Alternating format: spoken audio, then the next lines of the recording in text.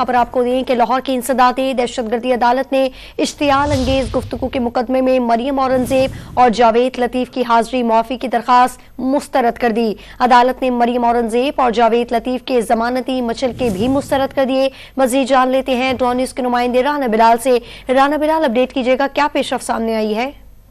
جی دیکھیں، سابق وفاقی وزیر مریم اورنگزیب اور میاں جاوید لطیف سمیت دیگر کے خلاف اشتعال انگیز گفتگو کرنے کا جو مقدمہ ہے اس کی آج استاد دہشت گردی عدالت میں سماعت ہوئی ہے، اور مریم اورنگزیب، جاوید لطیف عدالت میں پیش نہیں ہوئے اور ان کی جانب سے حاضری معافی کی درخواست دائر کی گئی تھی، جسے عدالت نے حاضری معافی کی درخواستوں کو مسترد کر دیا ہے، اور استاد دہشت گردی عدالت نے مریم اورنگزیب اور جاوید لطیف کے جو ضمانتی مچلکے تھے انہیں بھی مسترد کر دیا ہے۔